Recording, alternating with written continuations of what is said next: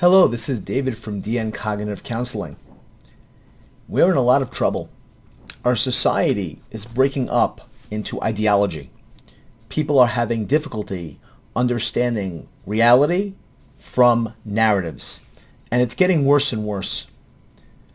In one of the places that I work, a list of books was sent out for suggested reading, which was absolutely fine, except that on the book was White Fragility. And I question whether or not anybody actually read the book before they put that on a list, because I understand it's a New York Times bestseller, but it's probably one of the most destructive and evil books I think I've ever read. Its conclusions and its narrative is very scary. Now, there's a professor who's facing losing his job because he's being put into a diversity training. And they were given material about what this diversity training would come from and who was going to be giving it. And even though I don't know what's in that material, the professor in his open letter explains the very issues that I've been seeing in the book White Fragility. He puts it very clearly. That's what his objections are in his letter of why he should not have to attend a mandatory meeting. Now, if somebody wants to do something as for their own idea or own benefit to gain something from it, I can understand that. But mandating people to an ideology should be illegal. Could you imagine if I said, I'd like to mandate everybody to go to a Christian seminary to be able to get a lecture, and everybody has to go? Or to an imam? Or to the Democratic convention. Everybody must go to this to hear this speech. Or to a Republican convention. I think we'd be able to make a case that that would be discriminatory, it's ideological, and it's problematic. But if I just change the term, and instead of me saying Democrat, Republican, religion, and instead I just say diversity training, it makes it sound like that's great. Like, wow, who doesn't want to know more about diversity? Except that you're not learning about diversity. You're actually learning about somebody who's pushing a political agenda down your throat and using psychologically very manipulative and destructive means. And I'm starting to see a lot more people actually talking about this, and I'm actually glad that that's the case, but it needs to be a lot more. I want to introduce you to the professor. His name is Jeffrey Pulvorty. I hope I'm saying that correctly, but I don't always know how to pronounce a name like that, but you'll see. And we'll see a few minutes of that just to go ahead and get a sense of what he's going through and why he's doing what he's doing. And because I have some gift at languages, I learned Hebrew easily, and I've loved it ever since. I have the habits of a scholar, if not the discipline of a scholar, so I never had any problem reading liturgical texts or history or theological treatises. And my academic background partially is in political philosophy, so I've never been unfamiliar with the great issues raised in theological treatises. And because I have some singing voice, I won't say that I have singing talent. I've often told people that you could probably describe my cantorial techniques as somebody who has been trained at the Ethel Merman School of Cantorial Squawking. For those who don't remember that, that's basically from the show I Love Lucy, and she was Lucy's friend, and would say the voice would be, shall we say, not so pleasant. But it's an old reference for a lot of people that might not know. But as a result, and following my academic career, I often lived in small towns that did not have extensively large Jewish communities or much Jewish talent or leadership. So as a result, I was often propelled to positions of Jewish leadership. So I describe the other part of my life as an accidental rabbi, even though I'm not ordained. I performed 5 weddings, 17 funerals, the last one of a young man who had been murdered in Charlotte. I've had 54 bar mitzvah and bat mitzvah students, run 2 religious schools, and served as the non-ordained official and unofficial rabbinic leadership in 3 congregations. Why do I say that? because that other part of my life has brought me in touch with much of life and living that I would never have fully understood it had I simply been an academic. I think I would have lived a rich and full and enjoyable life as an academic, and I have. But let me say that when you devote yourself to sitting in the company of a mother for 3 hours in order to learn details of her murdered son so that you can provide the eulogy and the funeral the next day, when you marry people and launch them on, God willing, a life of marital happiness, when you conduct the circumcision of a son or a 15-year-old, as I've done that too, and when you have, in other words, walked through the valley of sorrows and the mountains of joys with your fellow human beings, it teaches you something about life that the simple study of academic philosophy and subjects can't. And with respect to the issues that I'm going to talk about, I have to say that for instance, when I was the official non-ordained part-time rabbi in Spartanburg, South Carolina, where my college is located, I probably spoke at 20 to 30 different denominations of churches, representing both myself as a professor, but also the Jewish community. And for instance, I had many interchanges with pastors and ministers of every imaginable faith and racial identification. And you learn something about life in that sense too. So excuse my boring journey as I read through my open letter to my college. Now, a little bit about my academic life. I attended Northern Illinois University, where I obtained a BA and an MA in political science, and then... Now this professor, who I don't know what your feelings were about what he was saying, but what I heard was somebody who was explaining how his academic ideology, how his life experiences shaped his point of view and the way that he sees things. I'm going to link his video down below. As you saw, it was very extended, but I want you to get a sense that this professor is about to lose his job because he doesn't want to be indoctrinated with something he believes is absolutely wrong and unfair. And it has a point of view that is a political point of view. Remember, he's a political science professor. So this is his field of expertise. And he's saying, wait a minute, you're indoctrinating here. This isn't teaching. This isn't bringing up new ideas. This isn't science. This is indoctrination. And he's not the only one saying this. We have to know that this indoctrination is going on more and more, and it's becoming more and more dangerous, and people are being pigeonholed more and more in ways that are unfair and dangerous. There's another high school, I think high school, or elementary school, I keep forgetting, I apologize, but I'm going to show you his channel, which I've also come to like, because he also is explaining about white fragility. He's doing it in a different way than I am. If you like what I'm doing, I'm actually going through it word by word, sentence by sentence, so you actually can't say you're taking something out of context or you're missing something about the book over here, because I'm going through it really rigorously. But he does it in a more general sense, and I think he does a good job of hitting a lot of the points. But I'd like you to introduce him to him and his channel as well, and I hope that you'll check it out, because I think there's a lot of really good stuff on there as well. So without, I want to bring up... My name is Christopher Paisley. I'm a Philadelphia public school teacher, and I'd like to talk about the one-sided conversation that has to do with anti-racism in America. In February of 2009, Eric Holder called America a nation of cowards for not talking about race. 10 years later, through the efforts of anti-racist educators like DiAngelo, this conversation has finally come to fruition, although the dialogue on race is more of a monologue, where scholar activists like DiAngelo lecture whites about their privilege in an inherently racist society, and where whites shake their head and say, yes, yes, I live in a world of white supremacy. Yes, my unconscious is loaded with implicit racial biases. Yes, America was founded on the backs of slaves. Yes, yes, yes. Believe it or not, this is the only acceptable way for whites to engage in a conversation about race in 2020, to sincerely and enthusiastically swallow whole the teachings given them by experts on anti-racism and white racial literacy.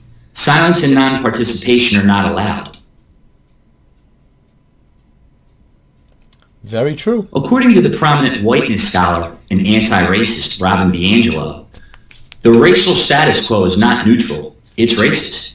Therefore, anything that works to maintain the status quo rather than challenge it maintains racism. In other words, white silence maintains racial comfort and equilibrium, which keeps white supremacy in place by failing to disrupt the racial hierarchy. So if you're white and don't want to appear closed-minded, you're obliged to join the conversation. In reality, the conversation on race is nothing more than a one-sided lecture by zealous whiteness scholars aimed at indoctrinating the white listener into the cult of anti-racism. These so-called conversations have 3 rules. Rule number 1. Whites have zero understanding what it's like to be a person of color in America. In other words, whites are from Venus and people of color are from Mars. And despite the fact that we are all human and have similar life experiences and emotions, such as love, hate, joy, grief, and compassion, whites could never, even in the smallest sense, empathize with people of color. Black lives are so drastically oppressed, and white lives are so fantastically privileged, that whites couldn't possibly understand the life experiences of people of color. Rule number 2.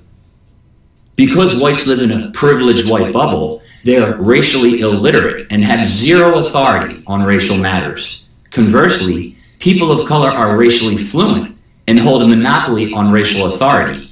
Although, curiously, this doesn't stop liberal whites like DiAngelo from lecturing other whites on their racial transgressions 24/7.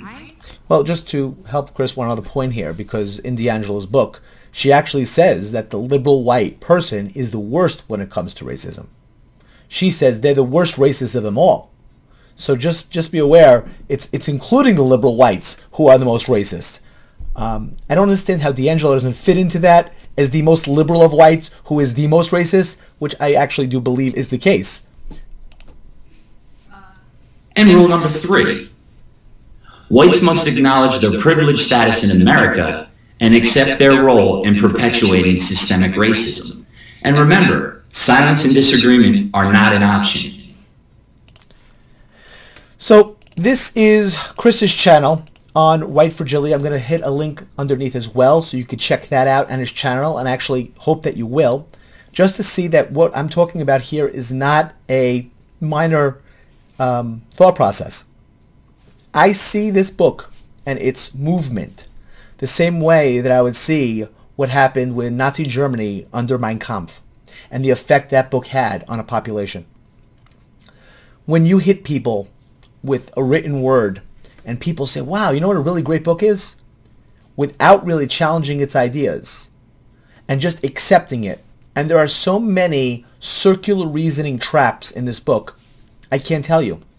I wouldn't be able to go through it in one video, and I don't. So far I've hit now 4 videos on it. I'm not even through the first chapter yet, because there's that much in there, and there's that much problems. I just want to introduce you also to Coleman Hughes. Coleman Hughes is an African-American writer, very brilliant person, who also addresses this concept on white fragility and its problem. And I want you to see that this is not an issue that just white people believe this and black people believe this, as I truly believe that every person is an individual. I think Coleman absolutely is an individual. Now, I don't believe like Coleman Hughes in many other things he says, but in this specific area, I think we and him would be exactly in line. So for those of you who don't know Coleman Hughes, I would suggest also, and I put a link underneath just so you can get the link to this video, but you should just hear, again, this ideology and thought process. What do you think of the books White Fragility and How to Be an Anti-Racist? All right, this is a very timely question. White Fragility is a book by Robin DiAngelo. Robin DiAngelo is a, I don't know her entire background, but she does corporate anti-bias workshops. She goes. Robin DiAngelo got her PhD in white studies. So just be aware. Goes around the country, you know, basically giving lectures usually to groups of mostly white, but probably diverse, middle and upper middle class, you know, professional crowds about what they can do to address systemic racism and to, as she often likes to put it, to interrupt racism. I think that's an interesting phrasing because it implies that racism is a continuous process happening all the time, and it actually requires active effort to interrupt it. Actually, that's exactly what she believes, that racism is happening in every interaction.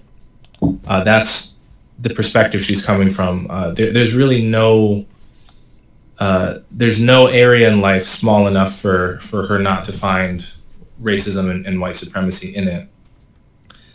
And her basic thesis, and the reason she titles it White Fragility, is that she thinks that white people have a tendency to become fragile in conversations about racism, by which she means, you know, say I as a black person am talking to a white person, and I think something they've said or done is racist. Let's say they called me articulate, or, you know, whatever it is. As Robin DiAngelo views it, the white person now has to vigorously and verbally agree with my assessment of their racism, or else if they push back or if they remain silent, if they have their own opinion, they are an example of quote-unquote white fragility.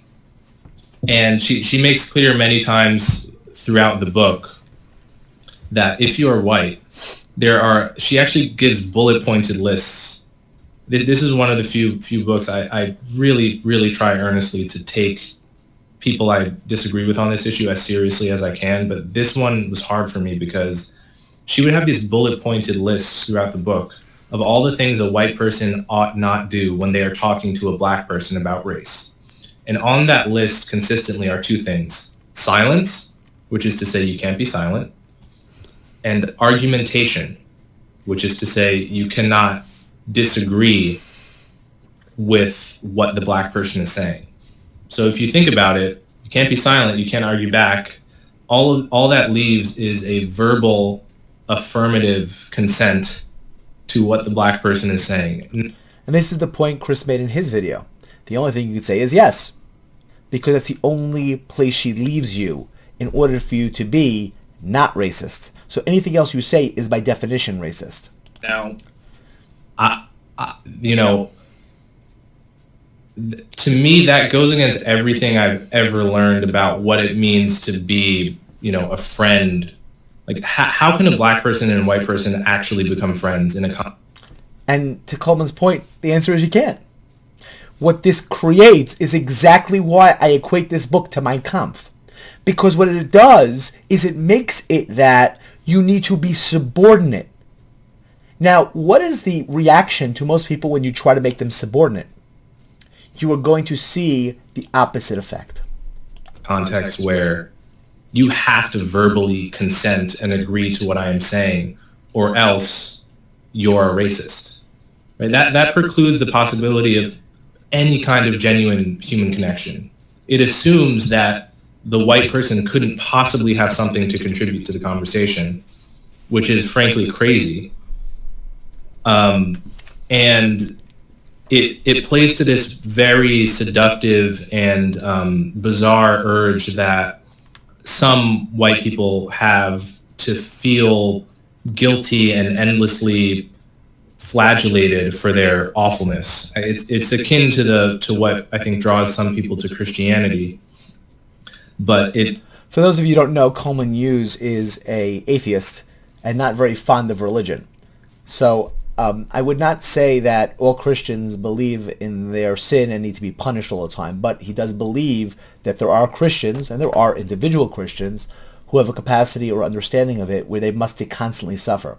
I actually use this in one of the examples where I mentioned about, if you ever seen those movies, those people take those whips and they start whipping themselves because they need to keep being punished for their sins. it expresses itself in this desire for a black person to always tell you what you're doing wrong and to just accept their supposed wisdom, however much sense it makes, and to just submit. I think there's a deep desire to submit to something in the human mind, and she's really cornering that market and inserting a kind of masochistic identity politics into it. With Coleman Hughes, I cannot disagree with anything he just said. It's exactly what's going on. Where I'm going to make you submit to this, and the only thing you can do is agree. Because if anything else you do but agree, you are a racist. You are somebody that is basically, that's why you have white fragility, if you disagree. It's very interesting because one of the posts that happened on Chris's channel, which again will be in the description below, there was a person that made a quote. You see, you're making DiAngelo's point. You see why I own white fragility. Despite that, all the points that the person was making were just factually inaccurate. There were mistakes in the post. It doesn't make a difference.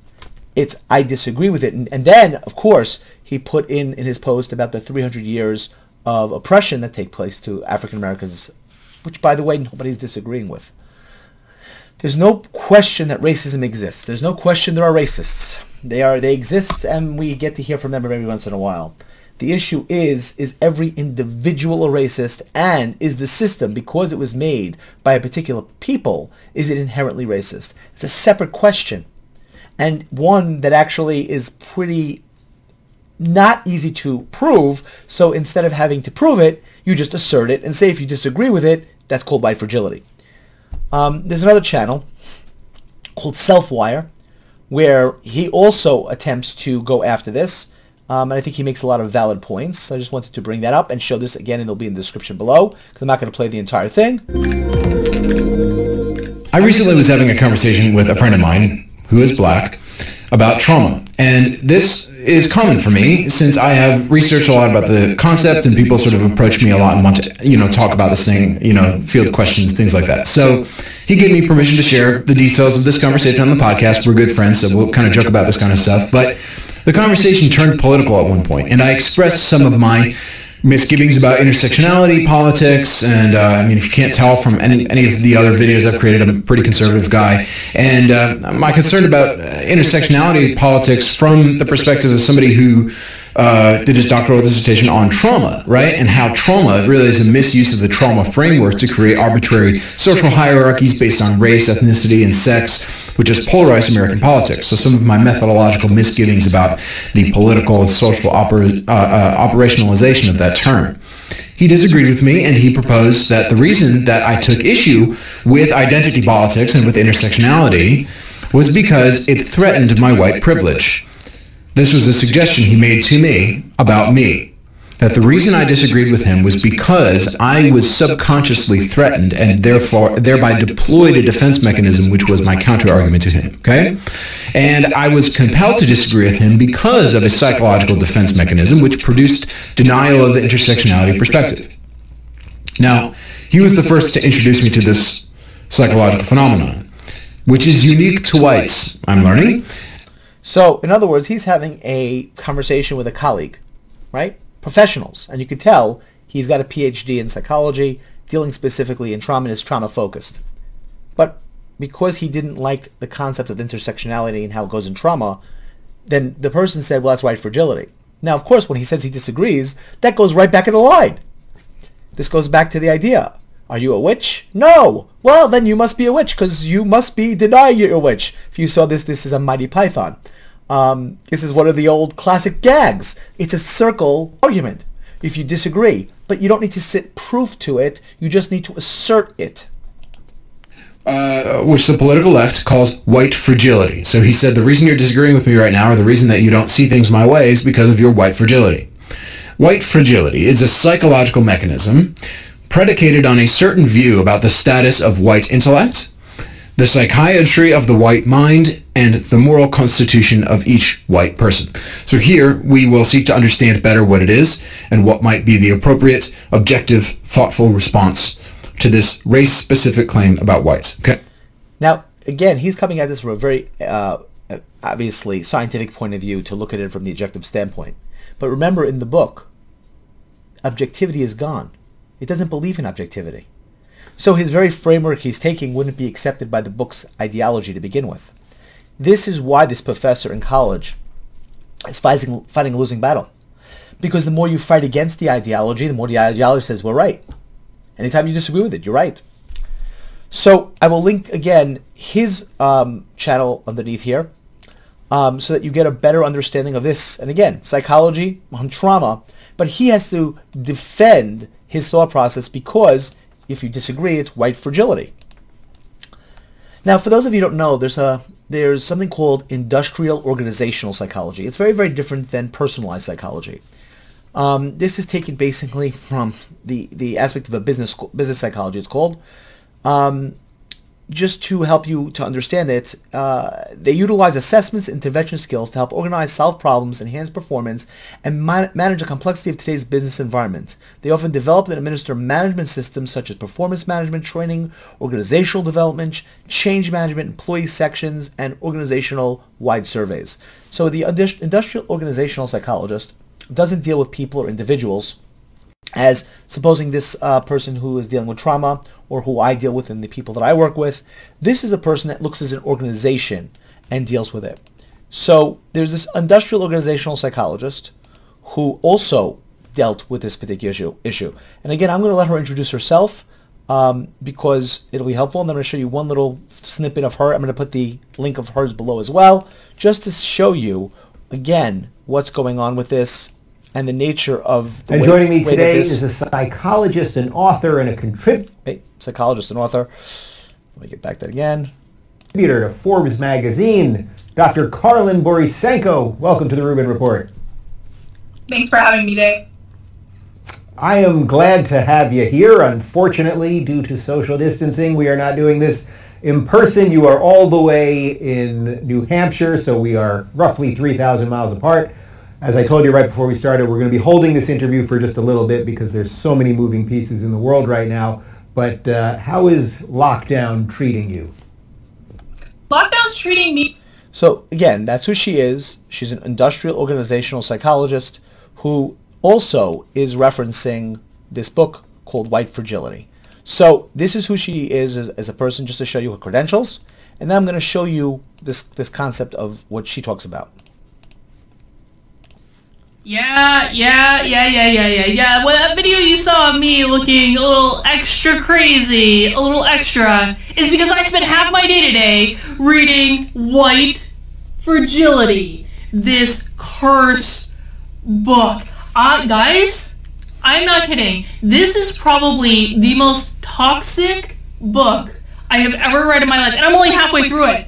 I'm only halfway done. I still have a whole second half of the book left to go, but I wanted to make this video while this stuff was still fresh in my mind. If you follow me on Twitter and or Parler, you saw me tweeting an awful lot today about the nonsense that's in this book. And listen, I knew from the beginning that this book was going to have nonsense in it, because in the introduction right here, we're already seeing nonsense in this introduction when she says, in my early days of my work, when I was then what was termed a diversity trainer, I was taken aback at how angry and defensive so many white people became at the suggestion that they were connected to racism in any way. The very idea that they would be required to attend a workshop on racism outraged them. They entered the room angry and made that feeling clear to us that throughout the days they slammed their notebooks on the table, refused to participate in exercises, and argued against any and all points. And the reason I knew that was BS is because I'm a corporate trainer. I do corporate training. Well, in normal times when I'm actually allowed to go places, I do corporate training all the time. I do corporate training several times a month. I have done hundreds of corporate trainings. I have trained thousands of people. I can count on one hand the number of people that have come into one of my trainings and they've been angry and they've been slamming their... This assertion that she made, and I'm so glad that I found this, because I actually made that assertion when I read this. I did not come across this video prior to me making my prior video when I talked about this in the introduction, how if she's finding this over and over again, she's doing something wrong. because when I've done trainings, and I haven't done trainings in corporations, so mine has not been on this type of level. But when things have come out and people have had to deal with these issues of racism and people talked about them in a group setting, I've never ever had that type of pushback as DiAngelo did.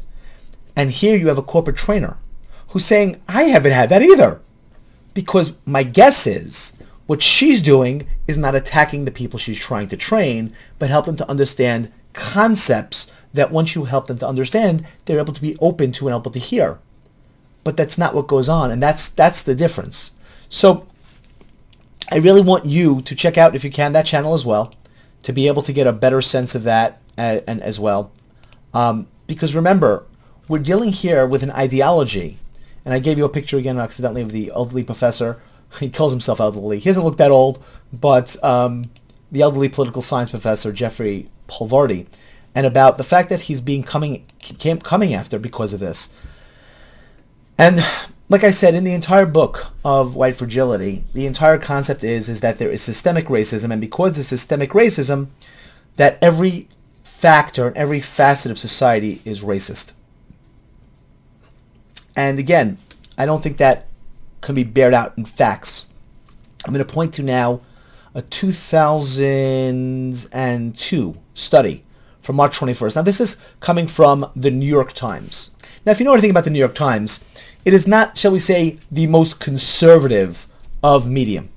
The New York Times, what you could pretty much state, is very liberal. And, it produces and pushes this narrative that DiAngelo pushes. If you've seen anything about its 1619 project, and one day maybe I'll get to a video about that, because that goes into the bastardization also of history, of retrying to change history to things that are not true. It's very sad, actually.